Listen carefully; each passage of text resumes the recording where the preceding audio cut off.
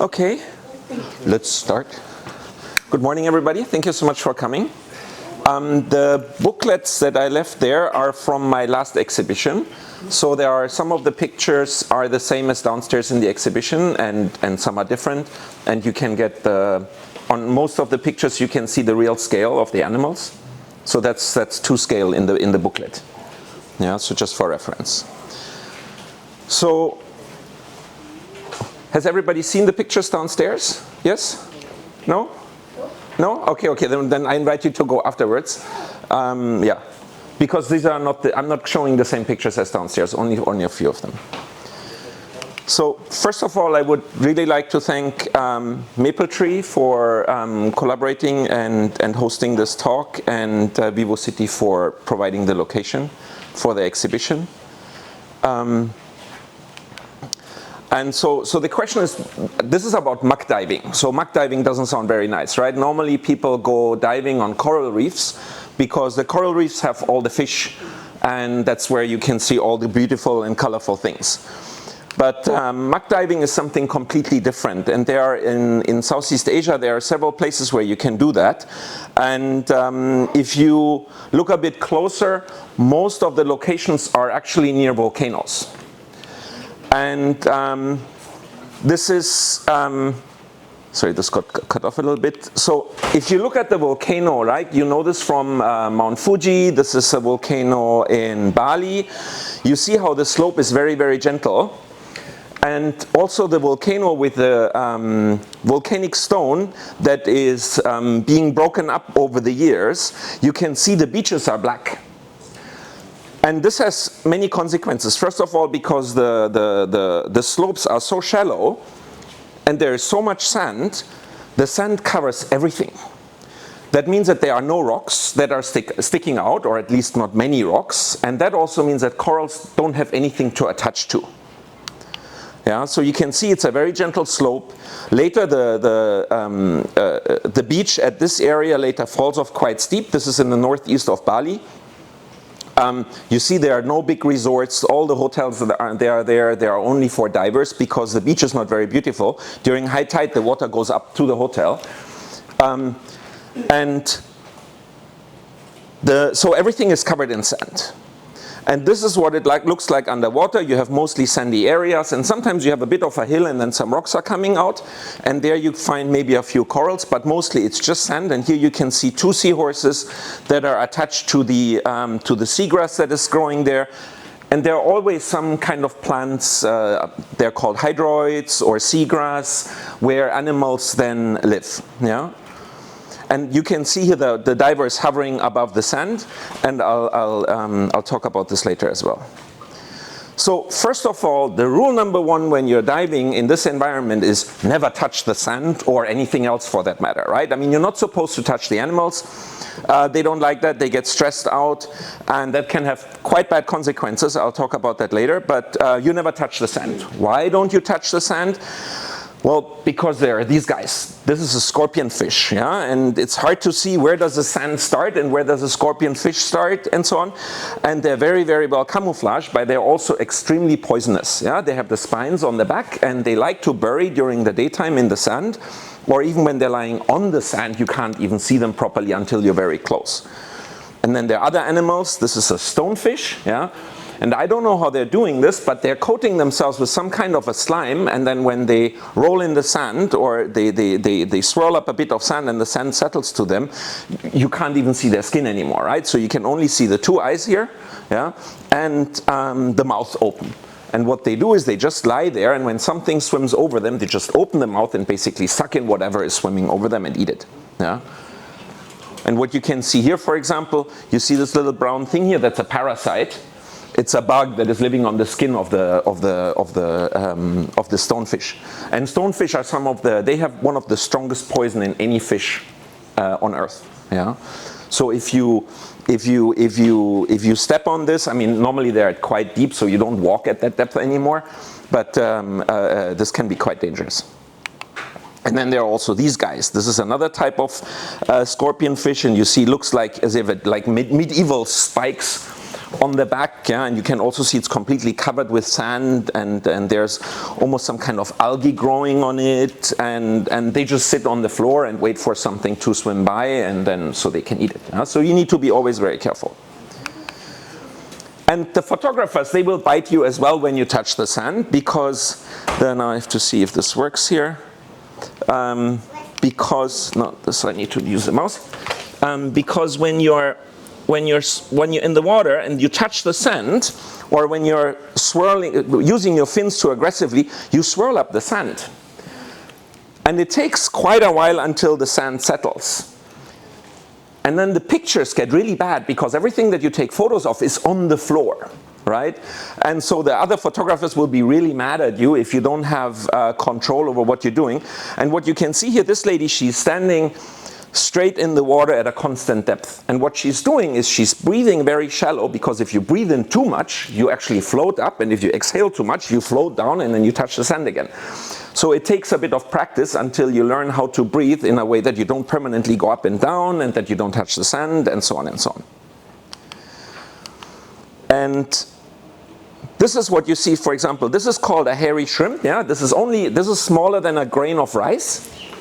And this is how it looks like when you have sand swirling up in the water, right? You can see here all these balloon-like things in the water. These are sand grains, where when you take the photo, you always need to have a flash, and the flash is reflecting of these sand grains, and then you get a messy picture like this. Yeah? And it can take, at one area, it can take a couple minutes until the sand settles, and if it's nice, then you can get a picture like this. Yeah? Sorry, this is falling apart here. So, yeah. And the other thing, what is special about this type of diving is you dive until you feel too cold. Normally, people dive until the air runs out. Because when you dive at a coral reef, the corals are rather deep, and you get into the water, and then you go all the way down, up to 30 meters normally, and then you slowly come back up, and you dive along the coral reef, which normally stops at 10 meters or something like this. And then when you run out of air, you just go back up and go look for the boat. But here, because you don't dive on a remote island somewhere where there's nothing, you dive at the beach. So you can go diving there, and you can come back all the way up to the shallow where it's like 2 meters deep, and then you don't use hardly any air in your tank anymore because the pressure is not there. And so there are a lot of people, they dive with hoodies and gloves and double jackets, because you don't move very much, and because everything is so small, you can find in a tiny area, you can find so many things. And this, for example, is called a marble shrimp. It's one of the most beautiful shrimps in my opinion. They're about 5 centimeters big, and those you find in the big stones just where the water falls off, where the waves break. Yeah? It's a bit challenging to photograph this, because they are literally where the waves are breaking, and the waves are shoving you around a little bit, and you need to hold your camera still, and they are like to escape between the stones. They're not very happy when you take pictures of them, but they're very beautiful. And something else here, this is called a mosaic boxer crab. It's a very cute crab. It has these small little pom-poms, and what it is actually 2 anemones that the crab is stealing, and they're stinging anemones, and they're holding them, and when a fish comes and tries to eat the crab, then it's waving them around and trying to chase away the fish, because the fish doesn't want to get stung by this one. And this crab is about 2 centimeters small, yeah, so very, very tiny. And those you can also find at 3 meters deep or something like this.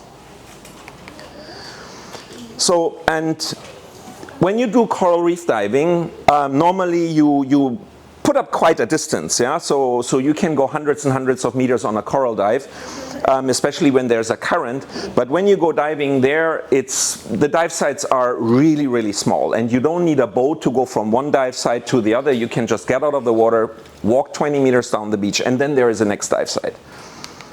So this is, for example, a dive site of a map of the dive sites in that area where I showed the picture from before, and you can see there's literally every 50 meters there is another dive site, right? And these are not even all of them, right? Because there's all these dive sites. They have a north and a south, and the first and the second and the third with numbers behind them, and so everything is really close by. And the other advantage of this is when you go diving for this kind of stuff is you can get back to the hotel after every dive. Because normally when you go diving at a coral reef in the Maldives or in Thailand, you get up at 6 in the morning, you go on the boat at 8, you take your first dive, you wait an hour on the boat, you take your second dive, and you're back for lunch. Maybe you even stay for lunch on another island and then you take your third dive. Here, you just walk down to the beach, you take one dive, you go back to the hotel, you dry up, and then you can have your second dive just shortly afterwards. So how do the fish survive? How do these animals survive? Because obviously, when there are no corals, it's much harder for them to hide. And so the rule number one is be toxic. Yeah? So you have some of the most toxic animals in the world there.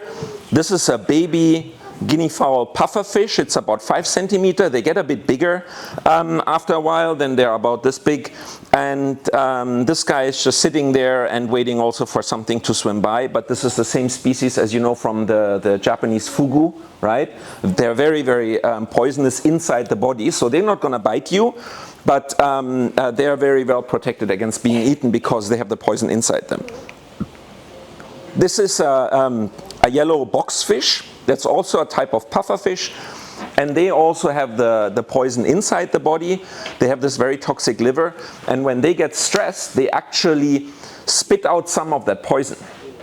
And that can be, I mean, in the water, when the poison goes out, it dissipates very quickly in the water. But if you have a fish like this in an aquarium and it gets too stressed and the poison gets into the aquarium, everything dies, including this fish. So it would kill itself in the end. Yeah. So it's important. So that's also one of the reasons why you're not supposed to touch these fish. You're not supposed to chase them when they swim away. But the funny thing with this fish is, normally when you have a fish, they have their eyes on the side, right? So they can see with the eyes on the side, they can see what's behind them. So if you swim behind it, they know that you're there and they're going to continue swimming away from you. This boxfish has the eyes more to the front, so it can't see behind itself. I'm sorry, this battery cover is coming off. This boxfish can't see what's behind them. And they're very cute because they don't use their tail fins so much. They use the fins on the side, right? And they can turn on the spot like a tank. But because they can't see you, so when they see you first, they turn around and then they swim away, and then I follow them with the camera to try to take a photo. And they then swim away like this, and then they turn on the spot, they see me, they get scared, and then they turn around and then they swim away again. So it's really, really nice. It's a very funny experience to see these type of fish. This is another type of boxfish. This is the longhorn cowfish actually, and you can see despite the fact that it's a pufferfish that has a poison inside, also has these crazy spikes on top of it to defend themselves. Yeah? So these fish do anything, of course, not to be eaten, and speed is not the thing here. All other fish, they just try to be as fast as possible. These fish, they just try to be, they have this defensive mechanism that they basically kill whatever tries to eat them. Yeah. Then what you have here, this is something quite special. This is called a nudibranch. This is a blind sea slug. And these types of animals have a huge amount of followers underwater because there are thousands of different species and they all look a little bit different. It's basically like butterflies underwater. And they can be very small, from a couple of millimeters, like 2-3 millimeters, up to 15 centimeters. But most of them that you will see, like this one here, is about 4-5 centimeters big. And they exist in the most weirdest colors and shapes. For example, this is also a nudibranch. Yeah? So you can see it has these soft spikes on it, and you can see the head, right? And it's sitting on this hydroid plant. And then this is also a nudibranch, right? Very, very beautiful colors. And they're also all poisonous. So they are like bees. They advertise to fish, you don't eat me, I'm poisonous, with these beautiful colors. This is also a nudibranch. Yeah? They look like jewels. It's very, very beautiful.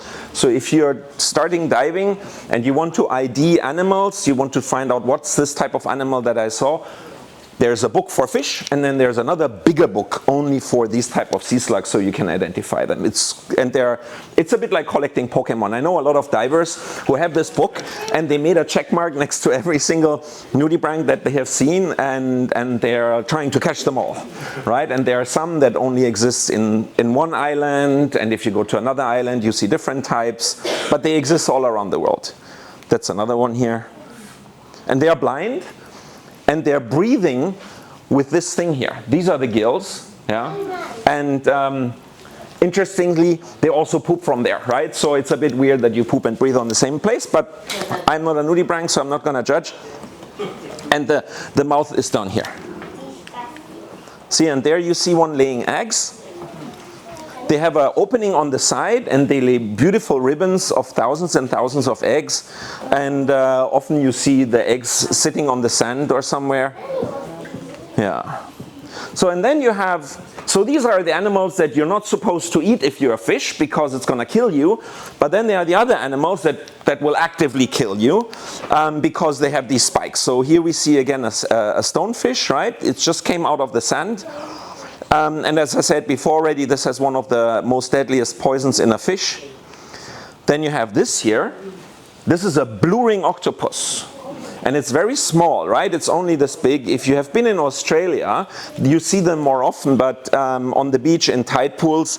In Indonesia, in the Philippines, this is really a trophy animal to be seen by divers.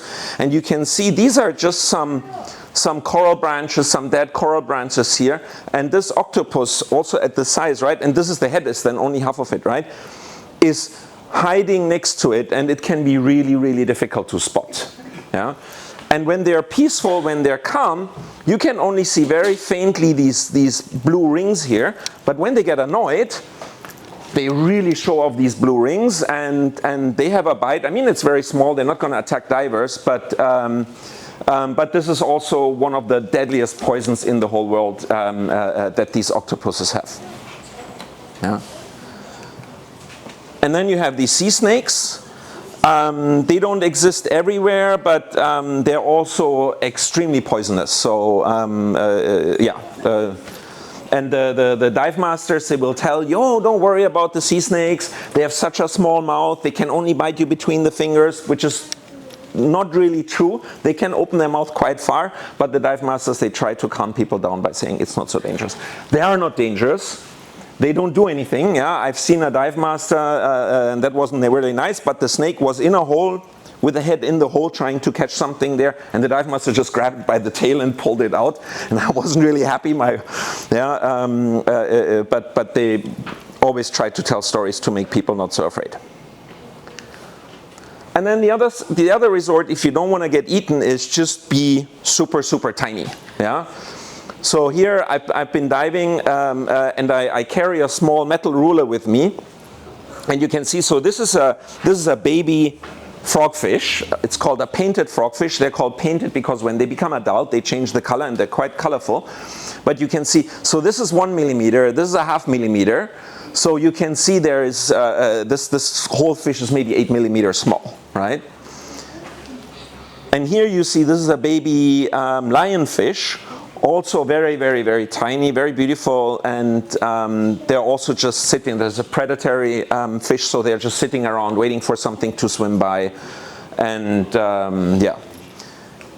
And then this here is again a nudibranch, and this is a very special one. So you can see here, this is a millimeter, right? Again. So it's really, really tiny. And how you find these guys, for example, these live on these seagrass. And these are round leaves. And they come out of the sand, and it's just one individual leaf. And they stick out, and you can just go from leaf to leaf and see if you find one of those. And you can see they have these green spots in it.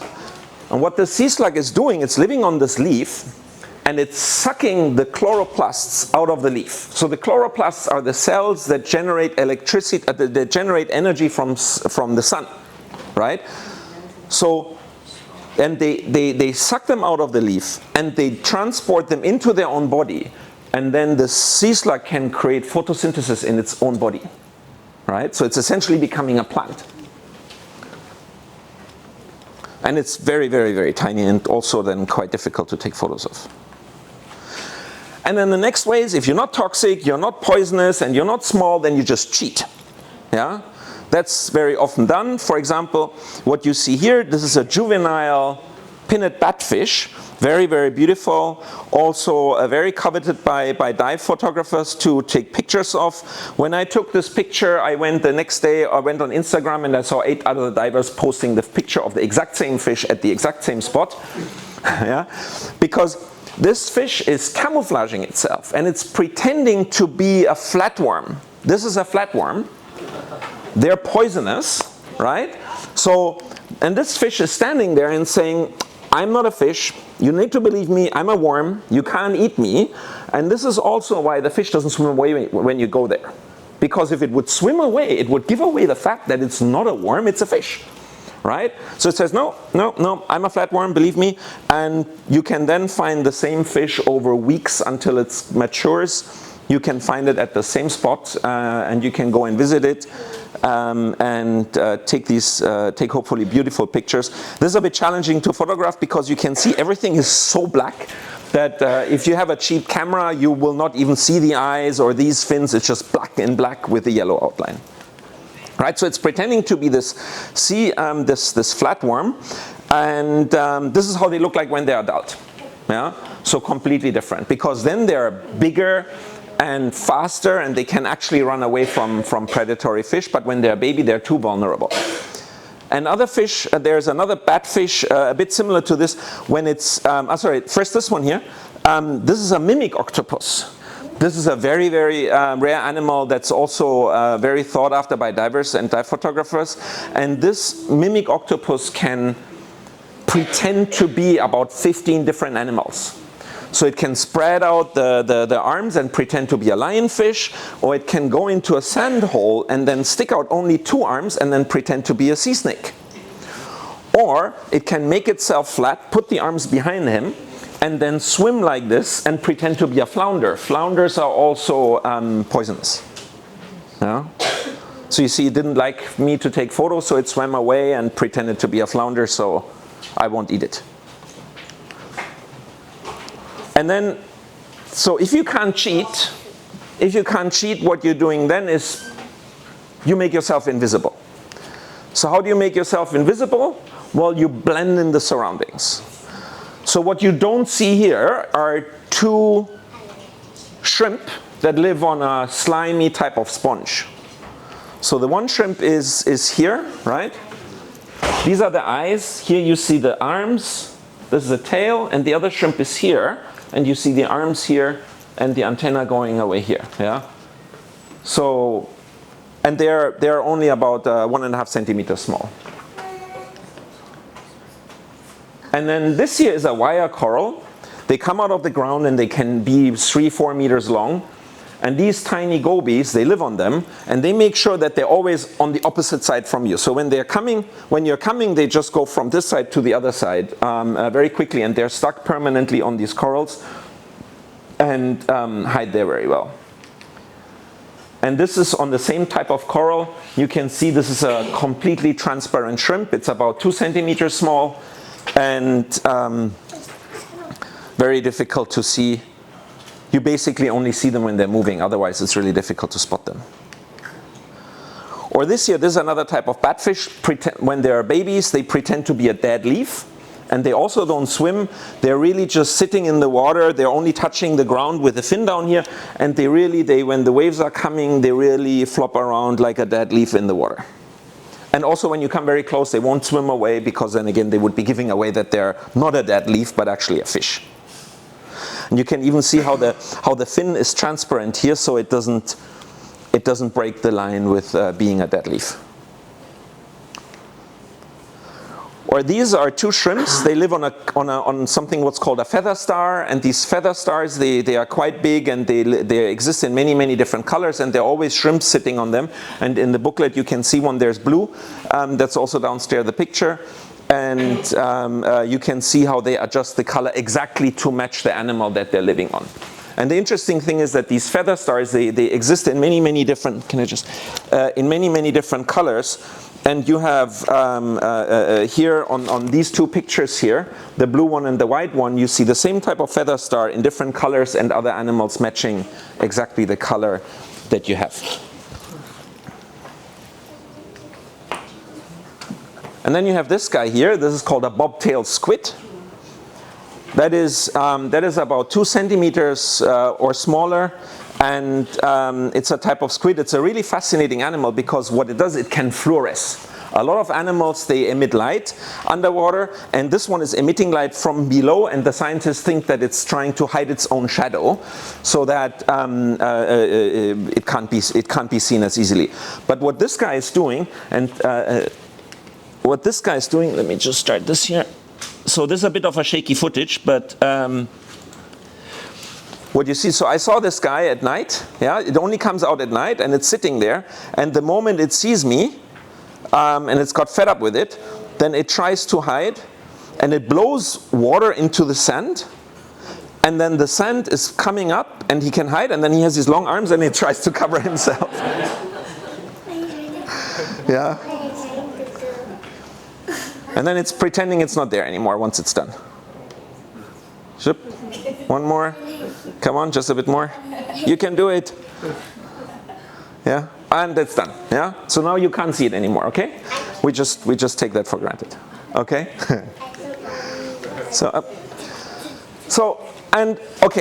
now what we do with, okay, either you're toxic or you're a killer or you're invisible or you cheat, and if all of that doesn't work for you, if you still are afraid that you're being eaten, then you just live next to something that's toxic, right? You just find a toxic neighbor and then you're being left alone. So this is an anemone, and they build these tubes and they create these arms here, and these are stinging. Yeah, so if you touch them, that hurts quite a lot, and what you can see already, there's a tiny shrimp that is completely transparent and only has white arms and a white tail, and this is living there. And on the same anemone, you have many different animals that can live there. So if you see one from far away, you always go there as a diver because you know you can see many animals living on this. For example, this swimmer crab, they live directly in the tube. You can see the arms of the anemone, right? This would be sitting in here, and you can see very beautiful how they're colored, and they're just hiding in this anemone, and they are obviously, you see the arms of the anemone is touching them, but they are unaffected by this, so they can live there. And then equally, you have everybody knows this one, right? This is a clownfish, Nemo, and they live on this stinging anemones, and they're immune to this, and they lay their eggs under the anemone. If you have seen the cartoon movie, and there often you can find shrimps also living in here, but what you also find is crabs and other things. So. But being an animal in this is obviously not very easy. People, we think we have problems. The animals also have problems, right? For example, this guy here. This is called a skeleton shrimp, and they're very small. And they have the 6 arms down here, and then they have a claw up here. And they exist in many colors. They can be pink or transparent. This one is a golden one. And they have quite a tough life, because when they have babies, they have the eggs here, right? They have a pouch with the eggs. And once the babies hatch, they don't want to let go of their mom, right? They want to really stick with their mom. But the problem is there are a lot of eggs in here, right? But what do the babies do when they don't want to get rid of their mom? They're just stuck on her. Right? So you can see here the claws, right? You can see the same claws. Yeah, you see one here and one there. These are the eyes. This is the skeleton shrimp, and all of this are its babies. So you can hardly see the animal anymore, and despite the fact that the babies are getting bigger, they're still stuck on their mom. So there you can see they're getting bigger and bigger, right? So one animal is already this size. One of the babies is this size. Here's the mom, the head, the claw, and the body, right? And the animals will still stick around there. So if you have kids and they go to high school eventually and they go away, right? Just think about this poor animal, because the kids stick around until they're adults. Yeah. So again, here you see there's a claw right here somewhere. The head is hiding, and these are all the babies stucking around, right?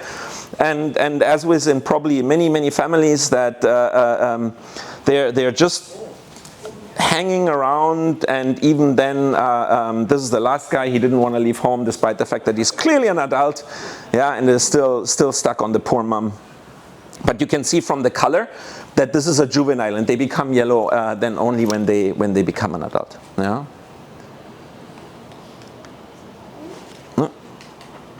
So, but it's also they also make it difficult for photographers, yeah, because these skeleton shrimps, they live in groups, yeah, and I don't know. It's probably because they are so stressed from their kids, they are fighting the whole time. They always want to be on the top spot of the plant, and they're permanently fighting, which means that they're moving around the whole time. And the difficult thing with photography at this scale is that if something is 2 millimeters further away, it's already out of focus.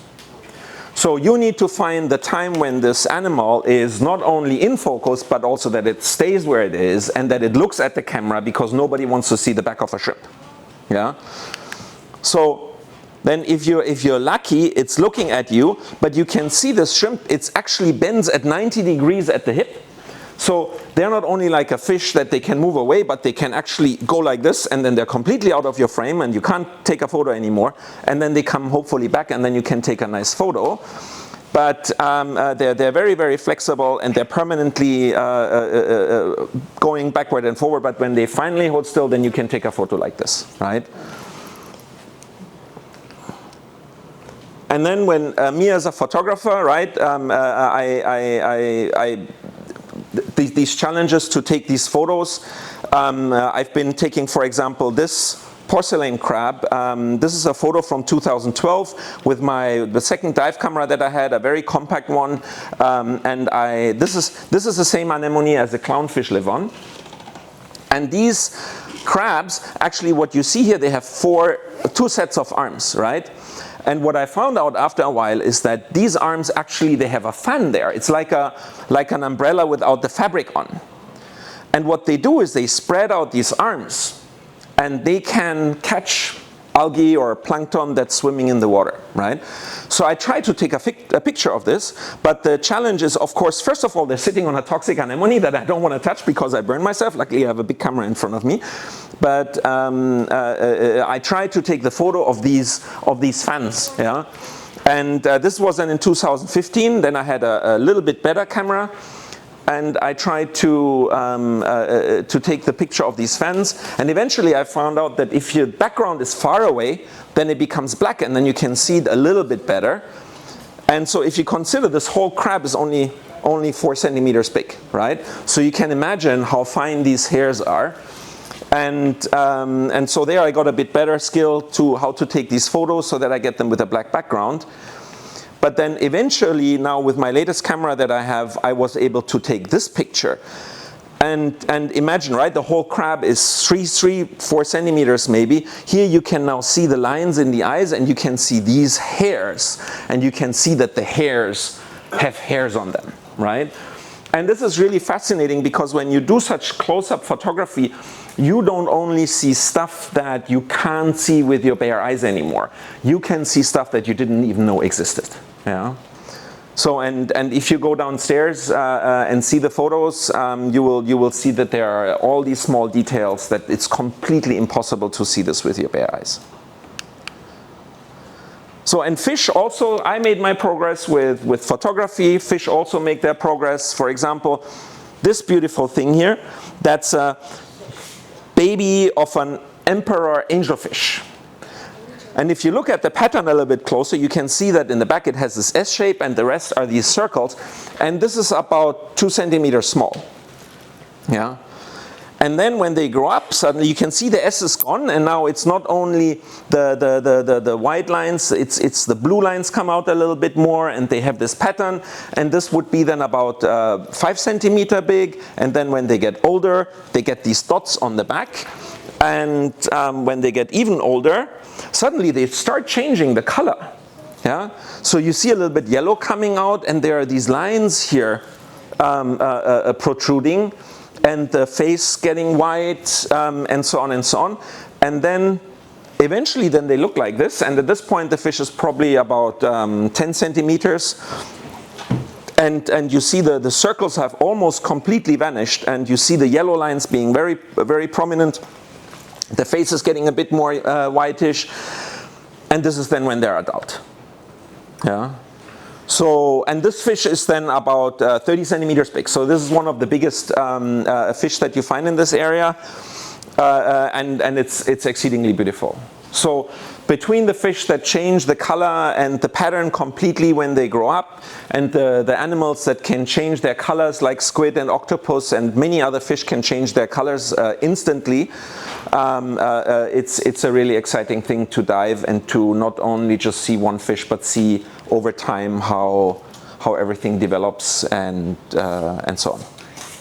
And that's it. Yeah. Thank you so much. Any questions? Yes? Sorry if this is a bit of a technical question. Go ahead. But I wanted to ask about how you light these these photos, because I know that, at least in my diving experience, experience, sometimes we only have natural light, and the deeper you go, sometimes all the colors start looking the same. Exactly. With gray or green. Yes. So very vivid colors from your photos, very beautiful. Thank you. Just wondering how you achieve that. So if you do close-up photography, you need a very, very strong flash. You need one or two very strong flash, because the problem is that at the risk of going a bit too far into photography technology, but in order to have a really deep depth of field so that you don't only have a fraction of a millimeter where your picture is focused and in the background it's out of focus already, you need to have a very, very small aperture. So the opening where the light can come in is very, very small. You need a fast shutter speed, and then you need an even stronger flash.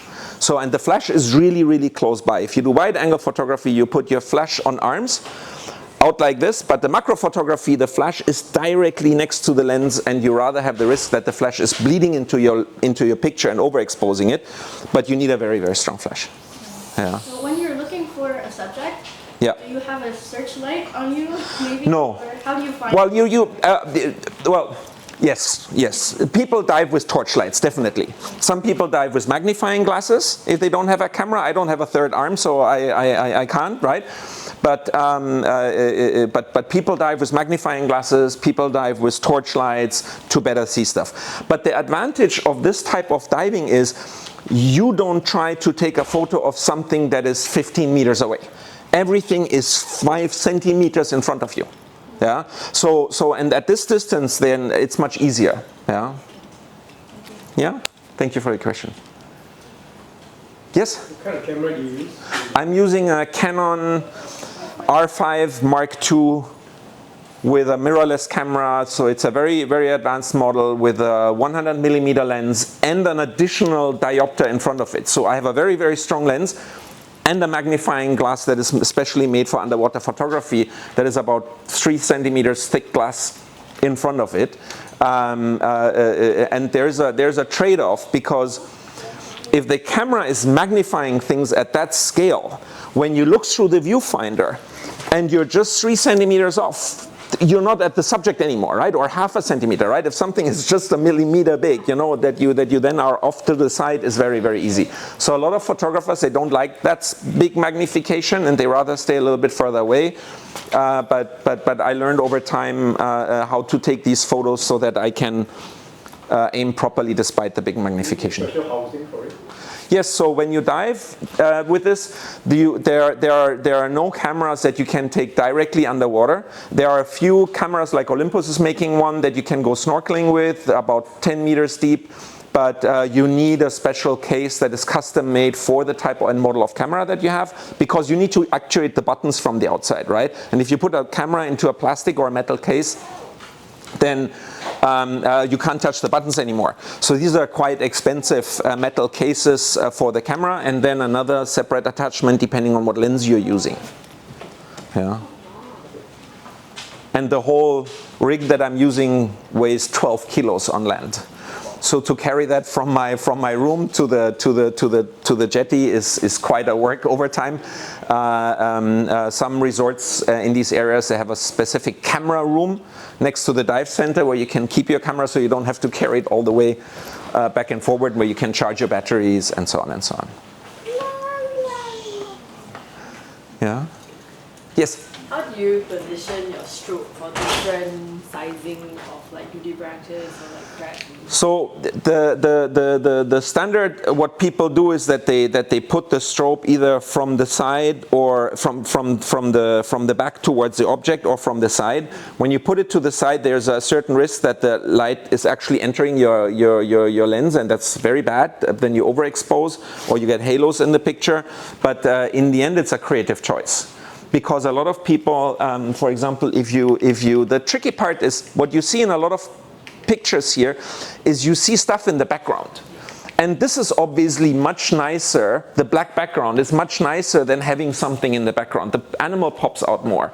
And a lot of people, they use something what's called a snoot, which is a tube on front of the flash, so that the flash only illuminates like a coin-sized spot only where the animal is sitting. Right here, of course, you want to have the coral behind it. But if I go back to the nudibranch,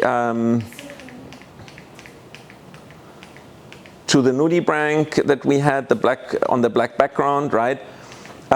See, this is not very nice as a picture. This is not something. The nudibranch is nice, but the background is very distracting. Yeah, this one is nice, but there I'm lucky because the sand is so black. Yeah, but often this is not the case, and so it's very rare that you have with a white flash that you have a picture that you actually want to put on your wall, because the background is often very distracting. Yeah. Yes? This is more of a fun question. I just Sure. want to know if you've been chased by anything while diving. Yeah, so actually the thing that hurt me, the animal that hurt me the most often is, where is it? There. Okay. I've showed the animal that hurt me the most often. Who wants to guess which one it was? Hydroids. No? Only ones. Hydroids are very painful, you're right, but no, the animal. The animal that hurt me the most often is, where is it? Exactly. This guy. These are the most aggressive fish in the water. Yeah? So imagine you have the sea anemone here, it's about this size, and there's this clownfish. And I'm coming from here and I'm approaching it. When I'm here, this fish will already rise up 1 meter and make a knocking sound that I can hear underwater to warn me that it's going to attack me. And then when I come closer, it will actually come to my face and knock against my glasses, so that I'm against my goggles, so I don't. Normally when they have eggs, right? And it once happened to me. There was the coral dive. And I was shooting a moray that came out of a hole, and I positioned myself in, and suddenly it hurt like hell on the back of my hand. And there was a small ledge, and there was a clownfish sitting. And it started ripping out the hairs on the back of my hand. Yeah, and I was afraid because I thought it's a hydroid, and they can then, if you get stung by a hydroid, these underwater plants, that hurts for 3 days. Yeah, but these kind of animals are so aggressive. Yeah. Yeah. But otherwise, it's because I'm getting so close to the sand that I put sometimes my camera on the sand, but I try to only position the tips of my fins and the camera on the sand, and otherwise I don't touch it. But if you don't take photos, normally people just float a meter over the water, and maybe if something is very small, they just sink down a little bit, take a look, and then you continue swimming. So the chances that any of these toxic animals does anything to you, if something underwater bites you, it's your fault, not the animals being aggressive. Yeah. But they're cute. So you can't really be mad at them, that's the problem. Yeah. Any other questions? No? I might have one more. Yeah? Sorry. Sure, no, go ahead. So if I want to get into Muck diving. Yeah. I don't have any diving certifications. I've been on like guided Yes. or something, but let's say any of us want to go like Yes. this weekend. Yes. You know, how possible is that? Okay, it's to a certain degree possible, but it will be very challenging because if you don't have a practice in keeping your buoyancy under control, how you breathe and how you swim, it will be challenging. Yeah, because the thing is that beginner divers dive with their hands. You can see a beginner diver by flailing the hands and trying to reposition themselves with the hand. If you're advanced, you don't use your hands anymore. You do everything with breathing and only your fins. And if you don't have your buoyancy under control, and this is why normally when you do exploration dives, the dive master will grab your tank and hold you, so that you don't permanently go up and down when you breathe in and you breathe out and so on. Yeah, so this is a bit more challenging, but it's not something that you need years of training for. Yeah, but on your first dive, maybe not yet, but I'd say go one weekend diving without trying to do this, and then the next weekend see if you get better having your body under control. Right? So especially younger kids, like you can go diving from 11 years on. I don't really recommend to do this immediately, but if you really pay attention to it and you try to learn about buoyancy, and there are courses that you can take specifically to get your buoyancy under control, then you can do this. Yeah. How deep is this? This individual picture? Just your, whatever you shot. Well, generally, I mean, my max dive depth is 30 meters. Like the pygmy seahorse that you see in there and also downstairs. Is there one in here? I don't even remember. The pygmy seahorses are normally at 30 meters, but most of what you see is anywhere between 10 to 25 meters. Yeah. But it really depends on the dive site and the vegetation underwater. Because when there are a lot of seagrass and so on, then there are seahorses, but that's rather shallow, like around 10 meters, 15 meters. But then other animals like sea urchins, specific sea urchins, they're more at 25, 30 meters.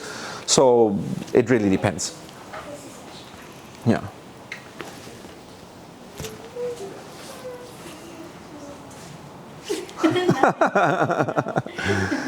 Any other questions? No? Well, anyhow, thank you so much for coming. I hope you enjoyed, and please go downstairs and take a look at the pictures. They are just in front of Senryo. If you go down the escalator here and then walk over to the exit towards Sentosa, then you can see the pictures down there.